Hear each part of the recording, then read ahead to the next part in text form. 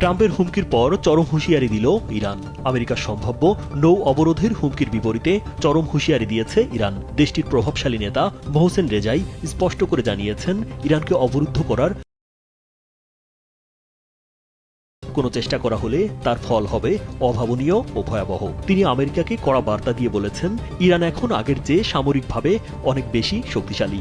আমেরিকার কোনো ফাঁকা হুমকি বা কাল্পনিক অবরোধ ইরানকে দমাতে পারবে না। ইরানের পক্ষ থেকে দাবি করা হয়েছে, তাদের সামরিক ভাণ্ডারে এমন কিছু গোপন সক্ষমতা ও বরণাস্ত্র আছে যা এখনও বিশ্ববাসীর সামনে আনা হয়নি। যদি মার্কিন নৌবাহিনী পারস্য উপসাগরে কোনো উস্কানিমূলক বা হঠকারী পদক্ষেপ নেয়, তবে সেই অপ্রত্যাশিত শক্তি দিয়েই যোগ্য জবাব দেয়া হবে। বিশ্লেষকরা মনে করছেন, ইরানের এই অনড় অবস্থান মধ্যপ্রাচ্যে বড় ধরনের সংঘাতের ইঙ্গিত দিচ্ছে। শুধু কথার লড়াই নয়, বরং যুদ্ধের জন্য তেহরান নিজেদের সবসময় প্রস্তুতি সেরে রেখেছে। বর্তমান পরিস্থিতিতে আমেরিকার যে কোনো ভুল সিদ্ধান্ত পুরো বিশ্বের নিরাপত্তা ও তেলের বাজারকে চরম অস্থিরতার মুখে ঠেলে দেবে। ইরানের এই নতুন হুঙ্কার এখন বিশ্ব রাজনীতির প্রধান আলোচনার বিষয় হয়ে দাঁড়িয়েছে।